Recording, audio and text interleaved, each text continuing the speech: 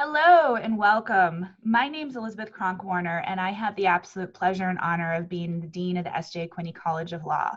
And I'm really pleased to be with you here today on behalf of the University of Utah S.J. Quinney College of Law and the Wallace Stegner Center to welcome you to the Stegner Center's 25th Annual Symposium on Food and the Environment, Resilient and Equitable Food Security for the West.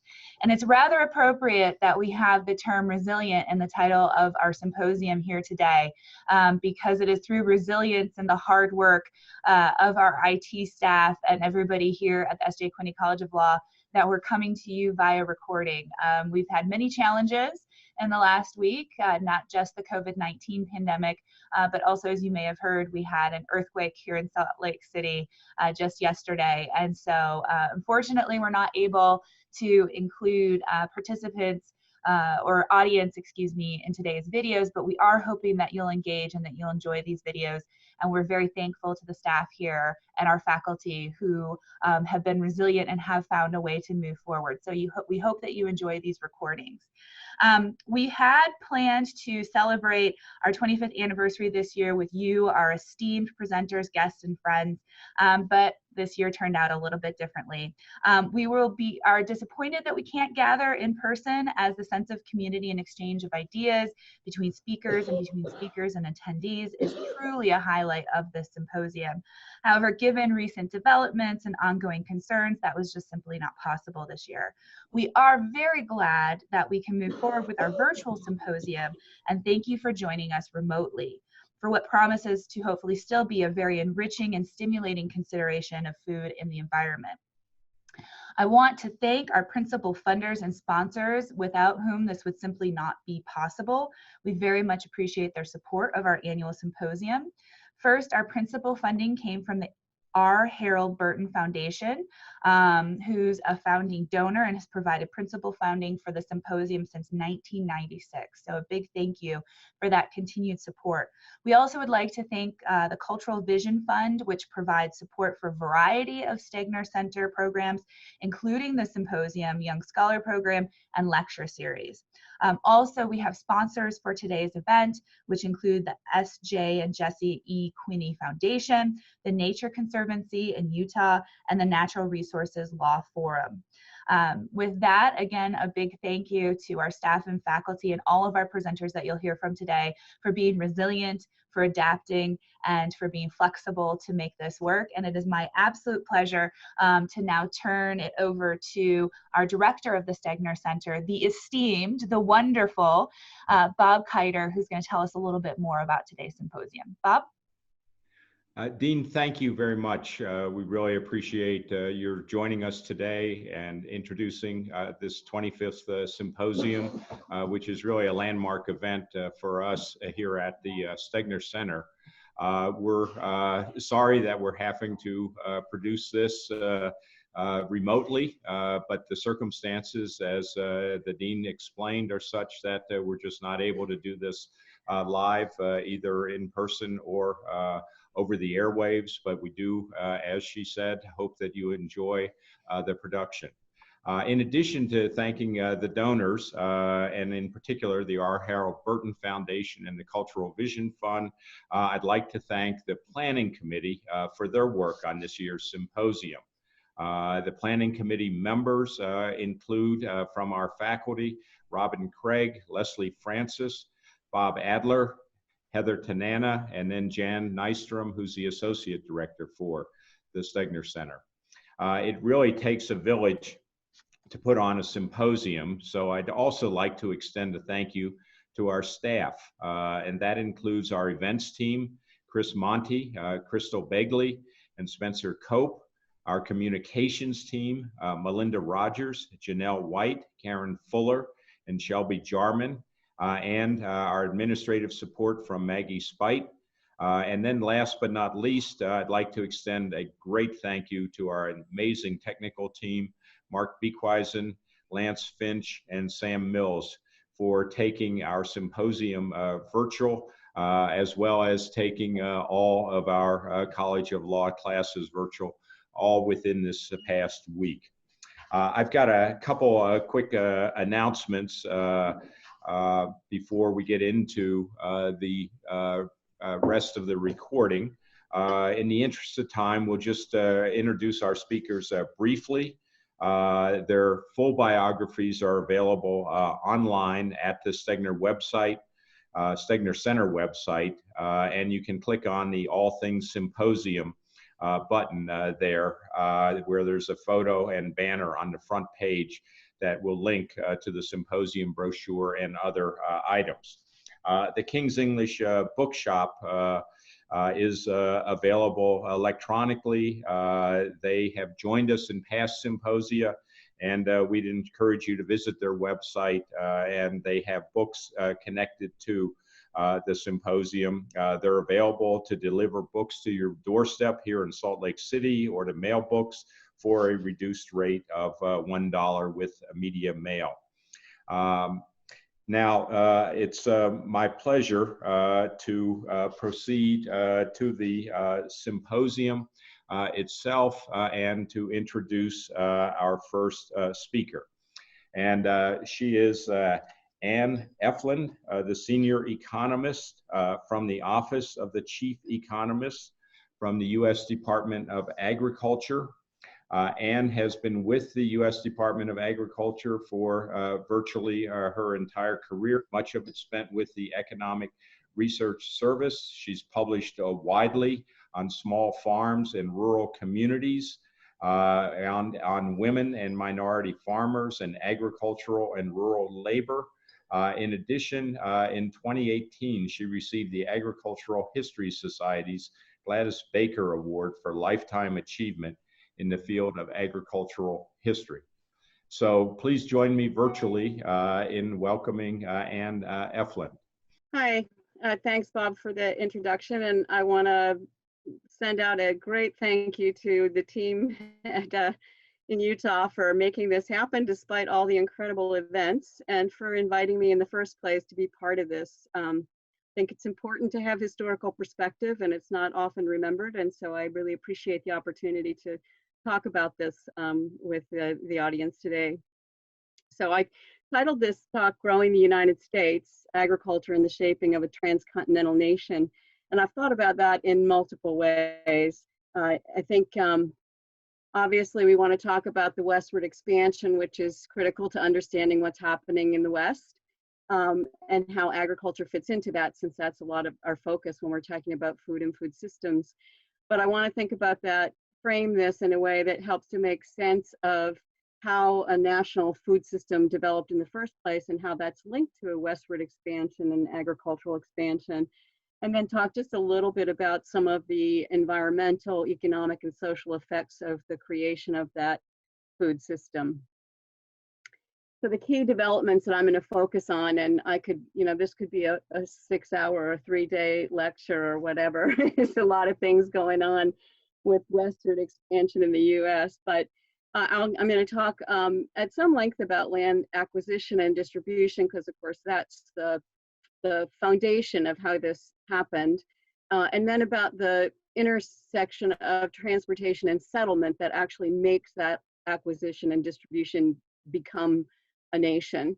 And then a little bit about changes to farming and ranching that are the result of that, the environmental interactions with moving west to new climate areas, and what that means to farming and how that's affected the way farming's developed, and then how that in fact has impacted the development of this national food system.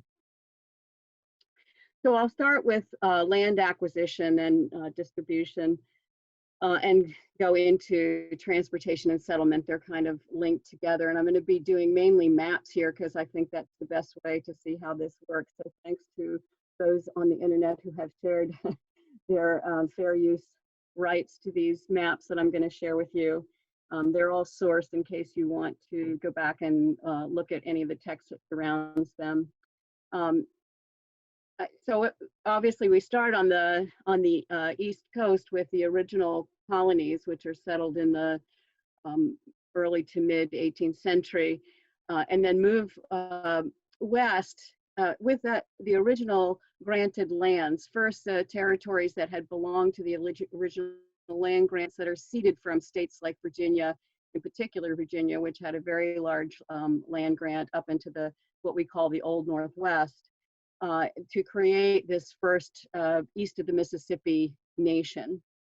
And then soon after the nation begins, we have, as most people are well aware of, the Louisiana Purchase. It's something you learn about when you're a child in school usually. That's in 1803. And then following that, we have a series of additions. First, you can see the dates on this map if you're able to look at it closely enough, but we have a cession from the British up in the North Dakota, Minnesota area in 1818. We have cessions from the Spanish in 1819, which add the southwest portion of Louisiana, West Florida, and what we now think of as the state of Florida. And then we begin to add to that, there's a tiny little piece in Colorado from that Spanish cession, by the way, if you see that little purple bit there next to the extended panhandle of Texas. But then we also have, we begin gaining territory in the mid-19th century from Mexico by force and by purchase. And there's also the Oregon Territory that we, at the same time that northern part of North Dakota, Minnesota is ceded to the US, there's an agreement made with the United Kingdom that will use that 48th parallel latitude line, I think it's 48th, sorry, that will be the border between British territory and the United States. And that begins in 1818, but it's finalized in the mid-19th century. And then of course, Alaska in 1867 is purchased from Russia, and then Hawaii comes in before 1900.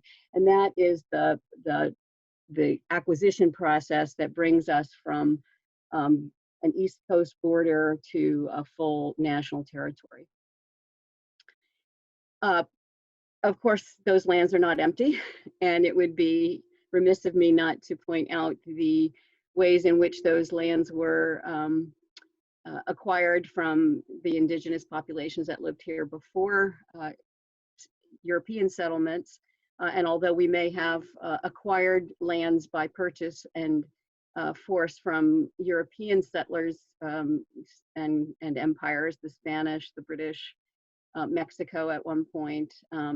In fact, those lands themselves were acquired by those European nations from the indigenous tribes who lived there before. So to give you a sense of what the progression was, and of course it follows to some extent the progression of land acquisition, because in many cases taking control of the land meant moving the people who were on it.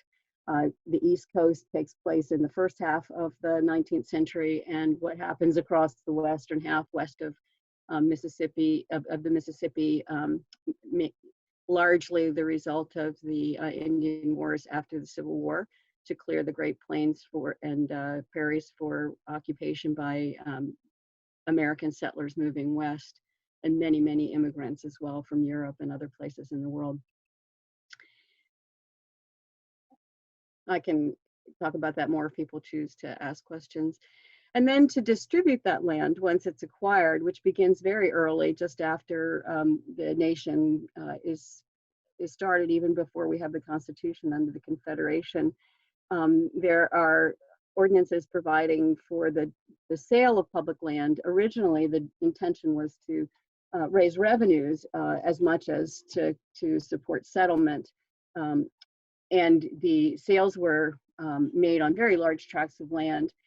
In order to facilitate those sales, there was a surveying system that was set up, which many people are also aware of, that created the Great Grid that characterizes a lot of the way settlement took place in the west of the United States. In the east, settlement is much more idiosyncratic around natural barriers and entries, but we got a surveyed grid that created tracts of land of 1 square mile that were then divided into smaller shares. And the original sales that were begun at auction were intended to be cash sales. Eventually added about 30 days of credit. So it's really a cash sale. And those purchasing were meant to purchase very large tracts of the land. And I think the idea was that they would then break it up and sell it for use by other settlers. I'm afraid there's a I can't see all of my table on the screen here, so I'll turn my head away to my notes. Originally, the tracts were sold in 23,000 acre township tracts. There was some option for buying quarter sections, which was 640 acres. But the idea was to get rid of a lot of land and raise a lot of money. That did not happen very effectively, and there was also pushback from those who were concerned about what was happening with that land, how it was being used after it was purchased for speculative sale and high price sales. More land acts followed, each in turn. Although they may have increased the price for a short term, they made credit more liberal and allowed buying of smaller properties. And so eventually we get to the middle of the 19th century, we've reached a point with the Preemption Act and then the Graduation Act that allows for settlers to either to settle and then purchase at a fairly low price, having established themselves on that land. And in fact, many had already established themselves on that land as what are called squatters. And then were given the option to purchase where they were living, and they could buy small up to 160 acres. So you could buy a smaller, affordable share of that land. It did open it up for purchase by infrastructure companies building infrastructure, and states as well, at a higher price. But that was considered essential to settlement, and I'll talk a little bit more about that in a few minutes. And finally, the Graduation Act, which allowed for reducing sales to very low levels down to 12 cents an acre if the land remained on the market for more than 30 years. So it was an effort to try to recognize that not all that land was as fertile and developable as others.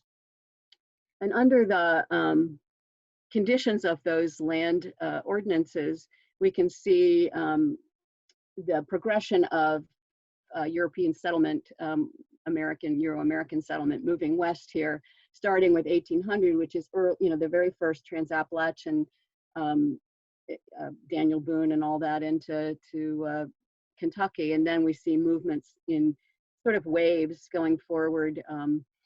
Every decade is how this is laid out by Willard Cochran in his wonderful book, if you're interested in history of American agriculture, the development of American agriculture, which gives a very clear picture of the economic and cultural and social forces that went behind these changes.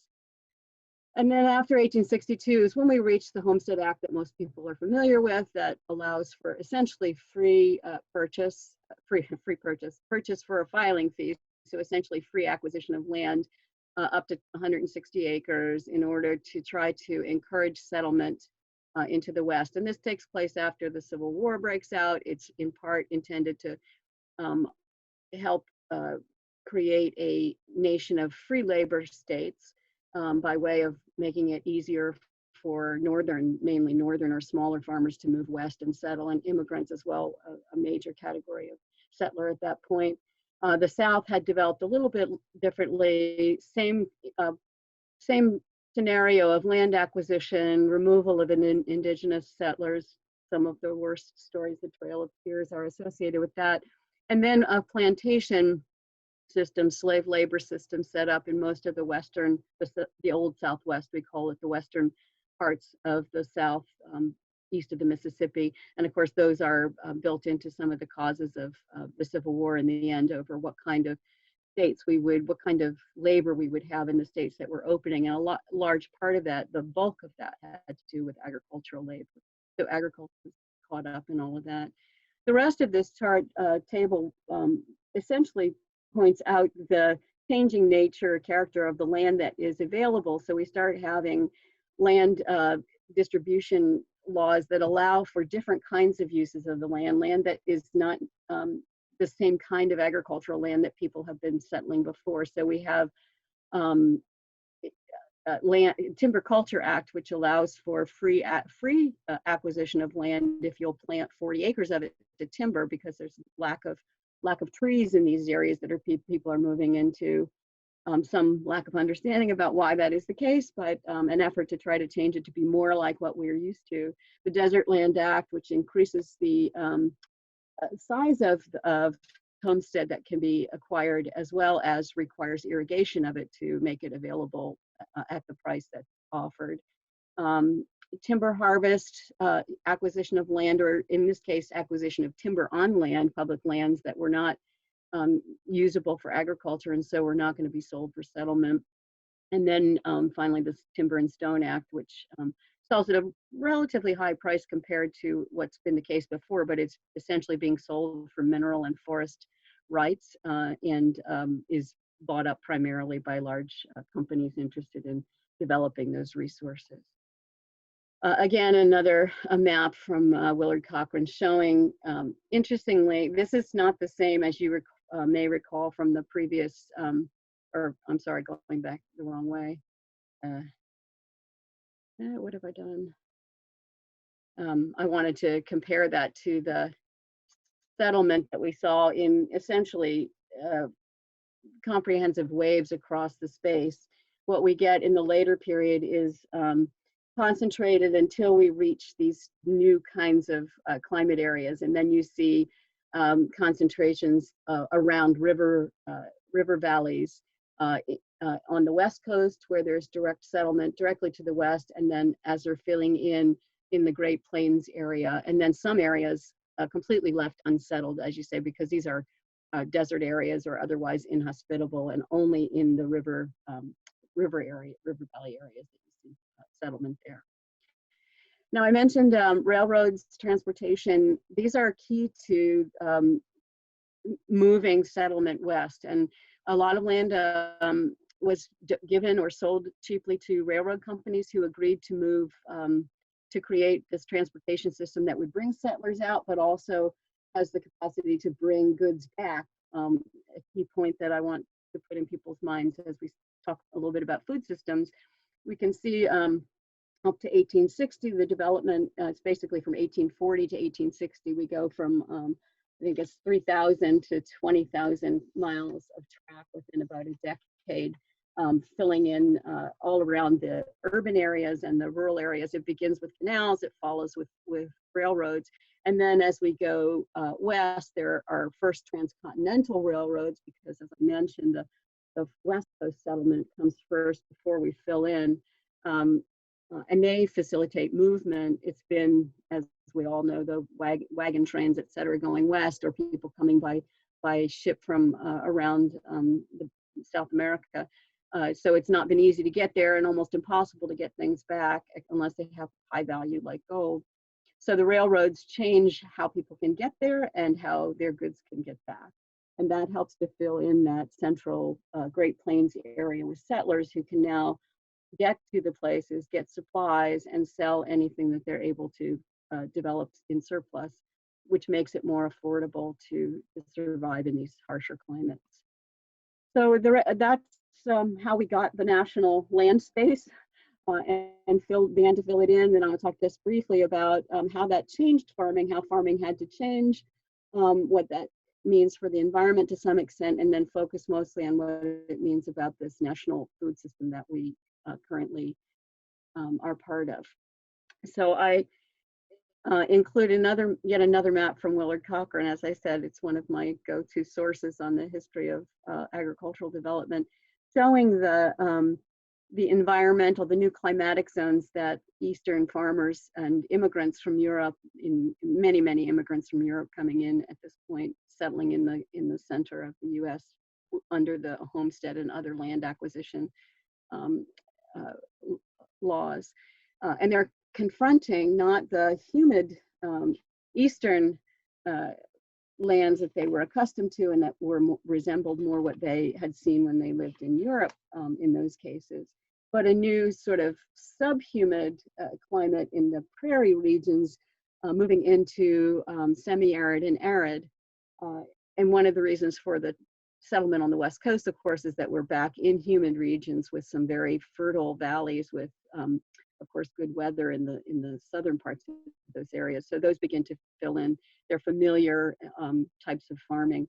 And it's not until later that we start to get the innovations that allow for successful settlement in the Great Plains. So it's a whole new world, and whole new worlds frequently create changes in the way people do things. We can call them innovations, and we can also call them efforts to try to force former familiarity onto unfamiliar places. Just to lay out what those environmental challenges are for farmers as they moved west, and I'm focusing primarily on arable crop farming. There's also a lot of livestock farming, open range, and other ranching going on. I'll mention that briefly, and that is affected by these environmental challenges as well. In the eastern humid regions, as they're moving to the Trans-Appalachian River valleys, more land, larger farms, but the weather and climate challenges are similar. You get a similar kind of mixed, in the north, mixed use crop and livestock farmsteads with communities fairly close together. In the south, as I mentioned, it's plantation agriculture focused around the major river systems that provide the transportation of people and goods in and people and goods out. So there's not a lot of need to change except with respect to dealing with less labor, and most of that is managed by farming smaller farms until families grow large enough to fill in the north, at least. In the south, of course, it has to do with slave populations. But as the movement goes to the Midwest, to the prairies, and to the plains, the settlers begin to find more and more treeless land, subhumid climates that don't have the same levels of rainfall, greater annual variability in the climate. These are things that have to be adjusted to, but also the opportunity of a much more extensive agriculture. So spreading out, doing larger pieces of property, but learning how to manage moisture in ways that was not the case in the past. Bob, I don't, it turns out, have a clock in front of me when this is on the screen, so I'll have to depend on you. I didn't think to bring a watch, thinking I'd see it on my computer. Environmental challenges as we move even further west, where, as I said, we jump to the west coast, we find similar kinds of humid zones to the east that make it familiar and relatively easy to transfer some of the diverse and fruit and vegetable livestock agriculture to the valleys in the far on the coast, in the coastal regions. But they played fairly quickly into the semi-arid and arid regions of what are now eastern Washington, eastern Oregon, eastern California. So there's a limit to how far people can expand. And of course, as I mentioned, there's transportation limitations as well. So it creates more of a diverse agriculture that's oriented to local markets. Some shipping by way of maritime shipping that is also handling other goods and bringing goods in. But it becomes more similar to the Eastern community patterns with families and people closer together and agriculture serving those communities. But in the intermountain areas, the arid zones where the climate challenges and the soil challenges and others are just so great, it takes until except along some of the more fertile river valleys, and even there, it takes irrigation, development of irrigation and other water sources for farming and ranching before those can be successfully developed. We see a lot of failed settlement efforts during that period. And here, this is where, to some extent, the railroads and having the transportation infrastructure can help, because it allows for, as I mentioned, bringing in food and inputs and other goods. And it also leads to some efforts to specialize on things that do grow well in these areas, because surpluses can be transported to places where there is less supply, and we begin to get much more market-linked agriculture. Not to say that it's not linked in many other places in other ways, but more akin to what we are thinking about when we talk about our national food system. So some of the innovative responses, and I'm just going to give you a few examples. There are just endless numbers of examples and variations on those. But one of the key ones as settlement entered the prairies was the steel-edged plow, developed by John Deere and manufactured in great numbers. And it allowed for plowing through heavier clay soils and dense roots in the grasslands in a way that was, well, if you can imagine, the steel edge to it allows the soil and the roots to slough off the edges of the plow as it goes through. This is still largely horse-drawn agriculture, and that allows for plowing up this very, very fertile prairie soils. Another innovation, as I've already mentioned, is irrigation systems, and that those develop over time in different ways depending on the places that they're being developed, and usually on a fairly small scale to begin with, and then in larger local channeling of water, maybe even individual farm channeling of water into community plans that to actually develop farming communities with irrigation systems built in, often privately early on, some of them sponsored by railroad companies and others who had something to gain from additional settlement along their railroad pathways, their transport pathways. And then by the mid-20th century, we start to get heavy government investment in large-scale projects that will help to, most of them associated with the Depression, sometimes in the 1920s, when the ideal was to improve marginal lands and provide a better living for small farmers on the land, the rhetoric goes. And then eventually we have widespread electrical capacity on farms. That's also the result of these large-scale government operations, the rural electrification primarily, and the result of producing electricity on the major dams that are part of the huge irrigation systems that are built. And that then supports in other areas pumping of groundwater, which affects our aquifers and has become an issue in more recent years. And then finally, I'd just like to add, and this has something to do with the changes in ranching, lots to do with the changes in ranching and the ability of farmers to settle in areas that have been open range, and that's the invention of barbed wire, which is in, I believe, the 1870s, sometime in the mid decades of the second half of the 19th century. And this is a significant development because it allows for relatively inexpensive fencing in an area where there is not access to wood, which has been the traditional, or even opportunities to grow hedges and other kinds of natural barriers that can keep livestock out of farmed areas. So in the West with open range, you need to fence in your farm as opposed to fencing in your livestock. It's another adaptation. It changes the way ranching happens because the open range begins to get closed down. And it also allows for larger ranch land owners to fence off their share of the range and kind of force out the smaller, more open range dependent ranchers at the time. I've mentioned some of the environmental impacts of this. These are things that were dealt with directly at the time, how to cope with these changes, and in some cases they were seen as positive changes because of the way they facilitated agricultural production. And I think now in most cases we see these as negative changes, things that need to be addressed. People disagree on the way those things should be addressed, but they certainly continue to challenge us. Loss of forest, as I mentioned, there's a lot of wood cutting on the way west. Some of it supports urban development. A lot of it supports urban development. Some of it is done for the purposes of opening up agricultural land. Same with the loss of the grasslands, and that was seen as a positive for those who were trying to develop agricultural production. But of course, we now understand some of the losses that go with that. Of course, soil erosion and exhaustion, very pronounced on the East Coast. In fact, behind some of the westward movement of agriculture, the exhaustion of soils and the need to move on to new, more fertile areas. But soil erosion in particular in these areas of grasslands that were turned into agricultural land, and large, many layers of the very rich, deep soil lost through surface water erosion primarily, but later also through wind erosion, as we all know, through the Dust Bowl experience.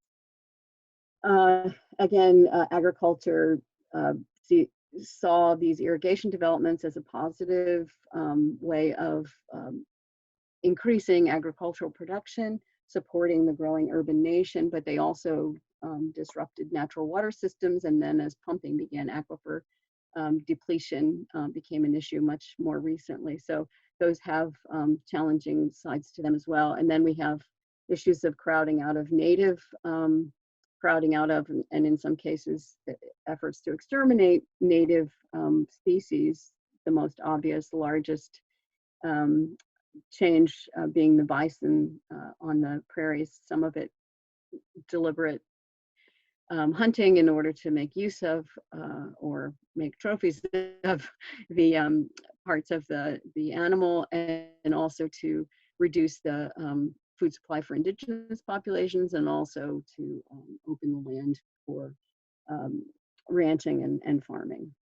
Also the introduction of non-native species, some of it inadvertent, some of it intentional, and those again also to be coped with into the future. And then finally, especially in the arid areas, the disruption of fairly fragile landscapes and ecosystems that weren't able to coexist with the changes that are made through agriculture. A couple of areas maybe often overlooked: the cutover region in the northern Wisconsin, Michigan, Minnesota area, the old Northwest, with loss of the timber. There was it had very difficult recovery of its original ecosystems, but there are many others that I'm sure most of the listeners will be aware of.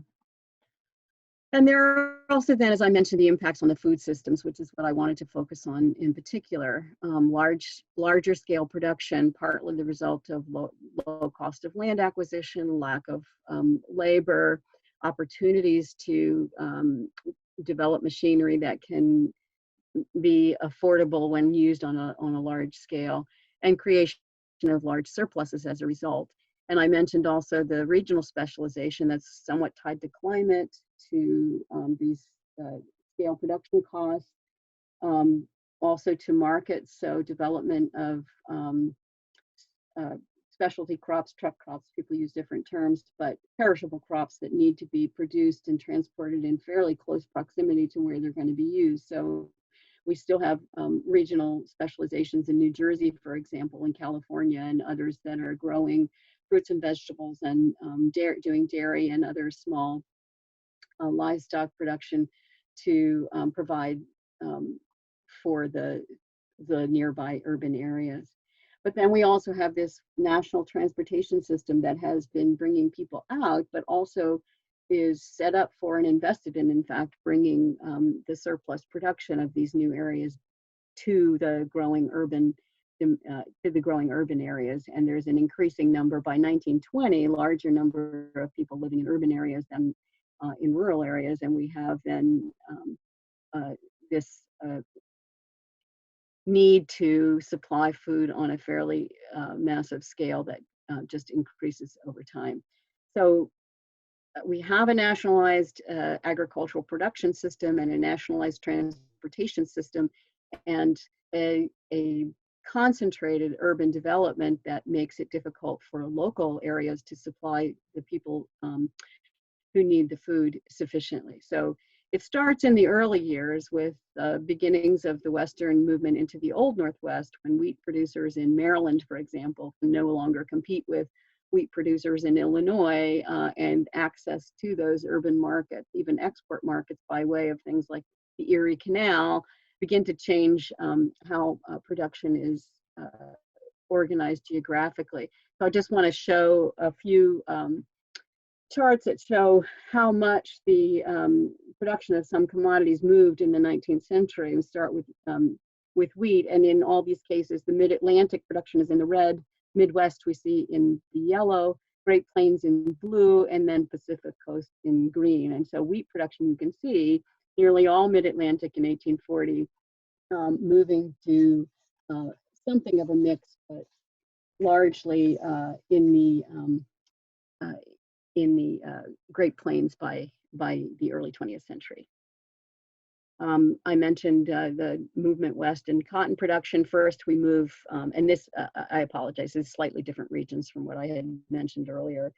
Southeast, which is our traditional areas of cotton production, the deep south, and the Mississippi Delta is that new western movement. So that includes Arkansas, Mississippi, eastern Tennessee, and some of those areas.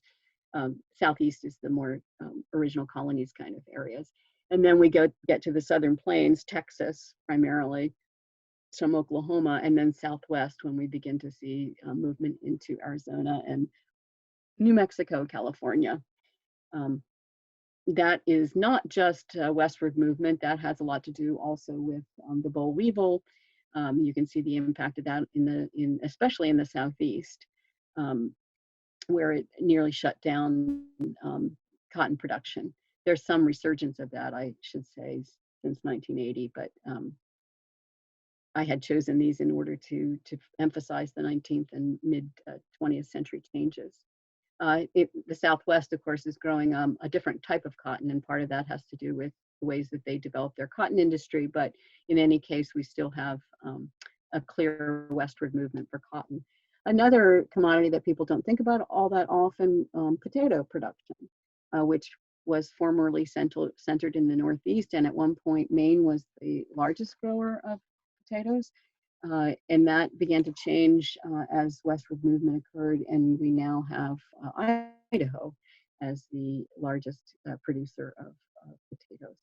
And then finally, dairy. And I mentioned that these perishable commodities that need to be raised close to where they're used, that was an issue at one point, and it kept dairy production closer to its origins in the Northeast, the urban areas, but also in the Midwest, in large part for cheese and other manufacturing, which had centered in those areas. We now see, as we get into the late 20th and into the 21st century, that large-scale dairy has moved west with changes in the way dairying is done, the way that cows can be handled, the way that climate can be handled, and of course, I think I mentioned earlier the well, I didn't include it. I should have included it. But a couple of the key innovations beyond just the farm would be things like refrigerated rail cars that allowed for transporting perishable goods long distances from the West Coast, in fact, and that allowed for the development of a very vibrant specialty crop fruits and vegetables industry that could serve urban areas across the country. And also rail car transport of beef cattle in particular that allowed for concentration of slaughterhouses and meat processing, first in Chicago and then in other areas further west, Colorado in particular. And then we also see development of processing for wheat and others, like in Minneapolis, where taking advantage of the growing wheat culture in that. So there's a change in the way food is sourced, there's a change in the food system. It also has changes in the structure of farming. We can see this is a dramatic chart that shows the number of farms falling and the average farm size increasing. We see a slight change in the early 20th century. Some of that has to do with the way the census is managed now, but also to do with a change in farm size that's increasing the very large farms and increasing numbers of smaller farms that are not making their full living from farming, and a loss of the farms in that middle group, the size of which does change over time. But it also affects people, not just farm size. Smaller, fewer, larger farms means fewer people living on farms. And so we see a dramatic decline in the number of people living on farms in the 20th century. That is not as pronounced for rural areas, which points out yet another change. But first, to point out that the change in numbers of people on farms does not necessarily mean that we have a change, dramatic change in the way the land is being used.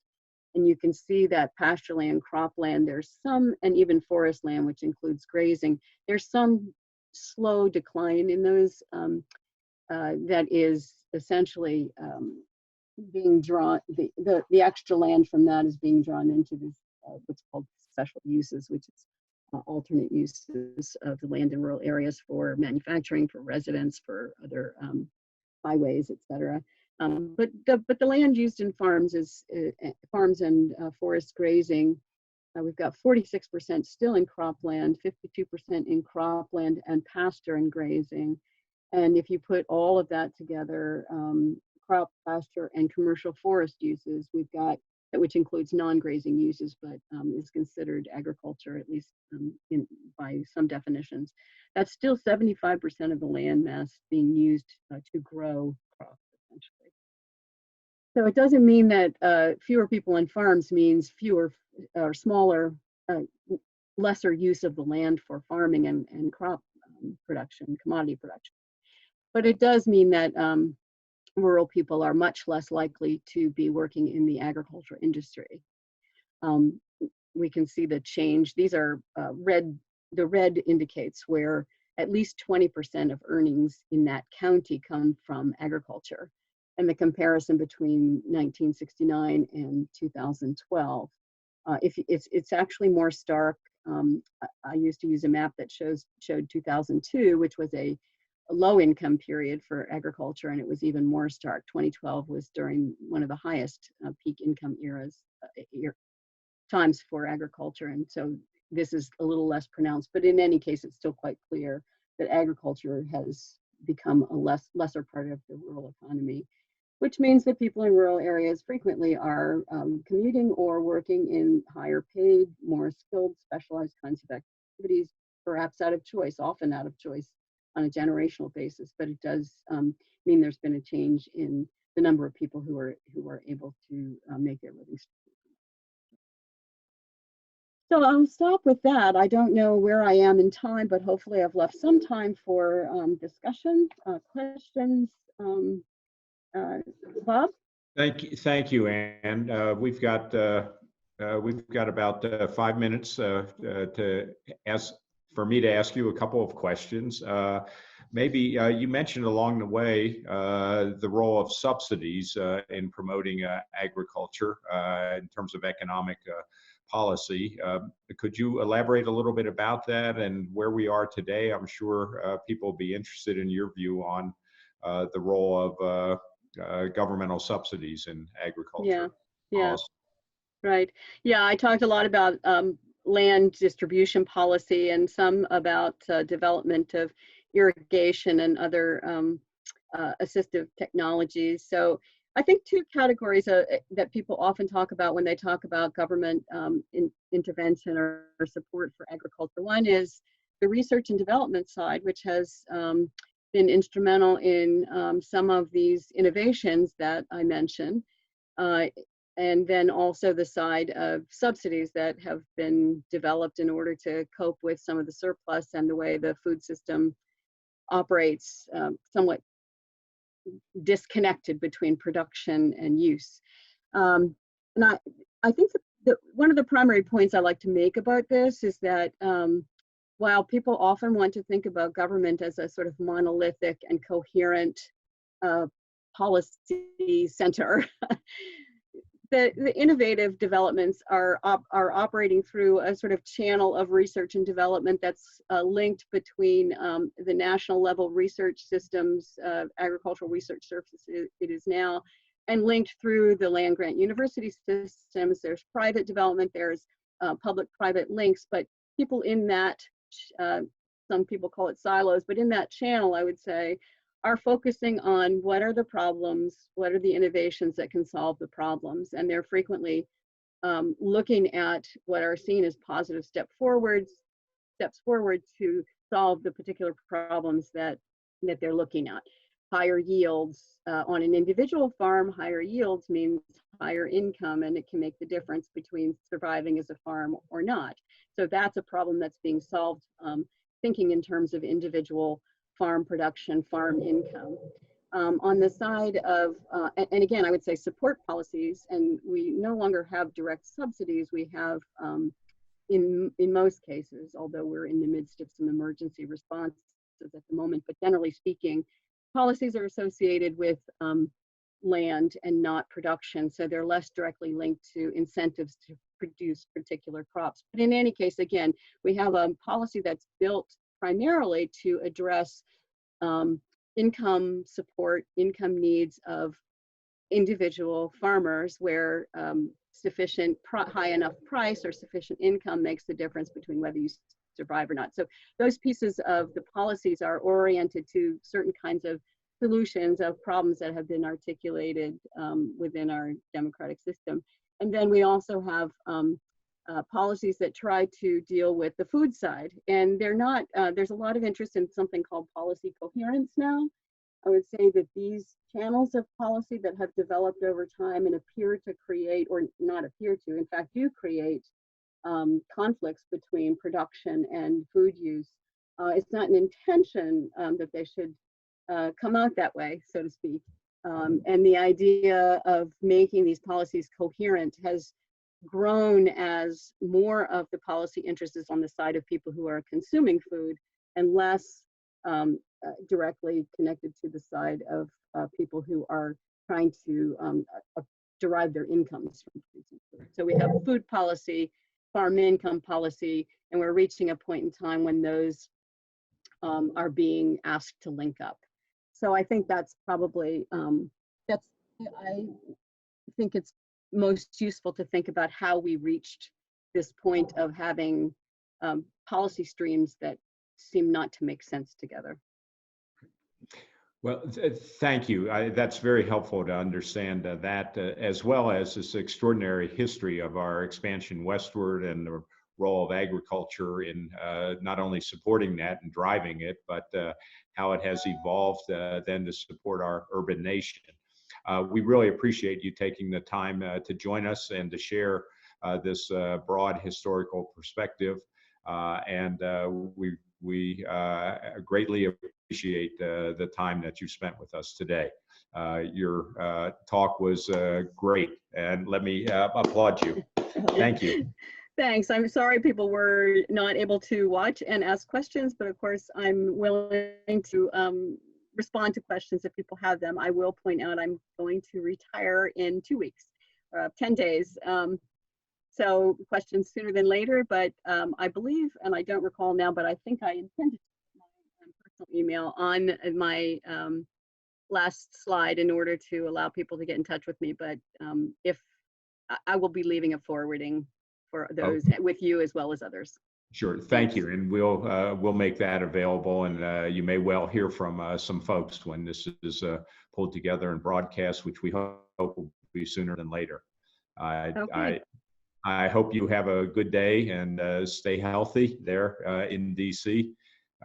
We're all in this together as we have from the beginning. Thank you. Well, to you as well. Thank you.